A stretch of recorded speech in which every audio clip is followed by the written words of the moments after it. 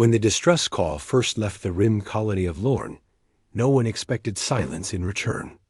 The colony had survived 2 harsh decades on its rugged moon, fought off storms and quakes, and raised farms inside armored domes. When the first strange lights flickered beyond the thin atmosphere, the Colony Council sent a clear transmission across known space. They asked for help against an unknown intruder that had already shattered 3 outposts. Hours passed, then days. Every allied network replied with nothing but static. It felt as if all of civilization had simply chosen to look away. The subspace relay officer named Rallin watched the console until his eyes hurt. He tried each channel again, wishing for even a single voice.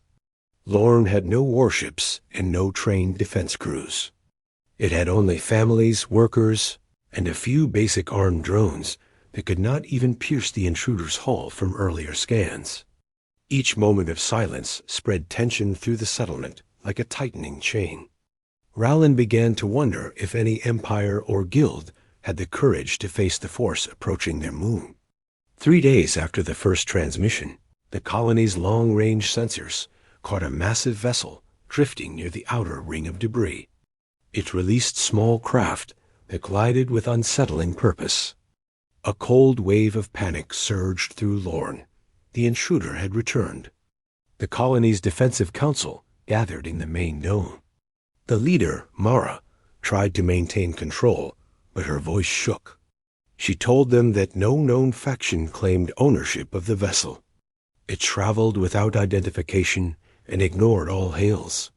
She reminded them that their survival depended on unity, but everyone in the hall saw fear etched in her face. The first attack came without warning. A bright arc of energy split the shield over Farm Dome 2, tearing open the structure like thin cloth. Air and soil streamed into the void. In minutes, the dome collapsed. The colony lost half its food supply and 27 people. It was a crushing blow. The remaining domes sealed tight, and the colony retreated underground where ancient mining tunnels had once traced paths through bedrock. There, families huddled together while engineers scrambled to reinforce the old walls. Rallin returned to the relay station again and again, hoping for a miracle. On the 5th day, a faint signal finally arrived.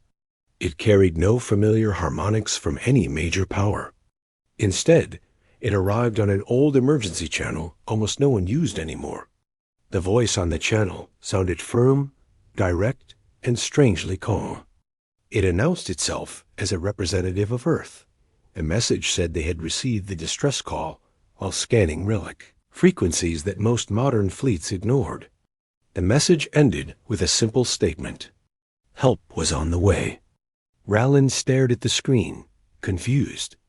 Earth remained a distant world, known only through scattered rumors. No one in Lorne had ever seen travelers from there. Some old archives described Earth as a harsh cradle that birthed unusually resilient life. Many dismissed those tales as myths. Yet the voice had promised support in 3 cycles. Lorne had no choice but to hope. During those 3 cycles, the intruder struck again. This time it launched autonomous drills that burrowed through the moon crust. The drills emitted pulses that disrupted tunnel supports. Some hallways collapsed, forcing families to flee deeper underground. Mara ordered everyone to prepare for evacuation to the lowest cavern, though she knew it would not hold forever. The colony's small drone fleet tried to intercept the drills, but could not get close before being disabled by precise bursts of energy. Still, the colony fought to slow the damage. They survived only because the intruder seemed to study them rather than wipe them out quickly. It harvested debris samples, scanned their infrastructure, and transmitted coded bursts toward distant space. Rallin feared Lorne was only the beginning of something larger. On the 3rd cycle after the Earth signal, the moon's dark horizon lit up with streaks of bright fire. At first, colonists thought it was another attack, but then the fire resolved into coordinated entry trails. A formation of ships plunged through the sparse atmosphere with controlled arcs. They were smaller than most military vessels seen in galaxy archives. Their hulls carried rugged plating and exposed reinforcement ribs that looked almost primitive. Yet the way they moved displayed confidence and precision. The largest vessel took position above the central dome and held steady despite the thin air. A voice broadcast through every open frequency. "This is an Earth support fleet. Identify remaining population and damage status." Rallen nearly collapsed from relief. Mara gave the order to reply. She identified Lorne as a civilian colony under immediate attack from an unknown intruder. The Earth fleet responded with swift clarity. Its leader, Captain Hale, requested tactical data and explained that their vessels specialized in high-risk intervention. He said their crews were trained in environments far harsher than most worlds knew. He spoke calmly, but with a hint of urgency. His tone suggested he understood the danger in a way few others could. Within minutes, Earth drop teams descended toward the damaged regions. They wore armor that looked heavy enough to crush most beings. But each soldier moved with surprising agility. The colony had expected reinforcements with shields and energy fields. Instead, these humans relied on dense metal layers and kinetic barriers. Their equipment seemed shaped by survival instincts developed on a world that never forgave weakness. The colonists watched as the Earth teams advanced toward the intruder's drills. The humans did not hesitate. They dismantled the machines with controlled detonations, ignoring stray bursts of hostile energy. The drills exploded in showers of molten fragments that scattered across the cracked ground. But the intruder did not retreat. Its primary vessel shifted into a low orbit and unleashed another wave of constructs. These constructs floated like metallic seeds and began to assemble into a massive structure above the surface. Sensors detected a power buildup directed at the main cavern. Mara contacted the Earth fleet in desperation. Captain Hale responded immediately. He ordered his ships into attack formation and warned the colony to brace for shockwaves. The human ships accelerated with startling force. They launched kinetic projectiles that tore through the floating structures. Each impact released a flash of shattered fragments that tumbled into the void. The intruder retaliated with beams of concentrated energy. The Earth vessels absorbed the hits with armored plating that scorched, but did not fail. Hale's ship closed distance with a maneuver that pushed its engines beyond safe limits. A single massive projectile fired from its forward rail assembly. It slammed into the intruder's hull and carved a burning trench through its surface. For the first time, the enemy vessel drifted off course. The colony watched from their monitors as the battle unfolded. They expected the Earth fleet to keep their distance. Instead, the humans closed in, landing strike teams directly on the intruder's hull. Their armor latched onto the surface, and they advanced along magnetic tracks. Sparks flickered around them as hostile drones emerged. The humans fought with blunt kinetic rifles and reinforced shields. They advanced step by step until they reached the core panel.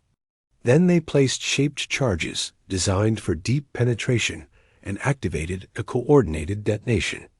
A wave of fire erupted through the hull. The intruder's vessel faltered and spun slowly. Its lights dimmed. A final shockwave rippled outward. When silence returned, the sky above Lorne was clear. The intruder vessel had broken apart into drifting fragments. The Earth fleet maintained formation until sensors confirmed no further threat remained. Then Captain Hale contacted the colony again. His voice remained calm. He told them the danger was over and asked for a list of casualties so his medical teams could assist. Rallen and Mara met Hale in person when the meeting hall was finally safe to enter again. Hale arrived with 2 officers who carried scanning devices and repair kits. He towered over most colonists. His presence radiated confidence, but he also carried a quiet concern. He asked about the missing families and the damage to their main farms. Mara explained everything. Hale listened without interruption. Then he offered immediate support. His fleet carried emergency habitats, medical supplies, and modular food production units. He assured them that Earth crews would remain until Lorne could recover. Over the next days, the colonists worked side by side with the humans. The Earth engineers helped rebuild dome frames using tools that seemed simple, yet incredibly strong.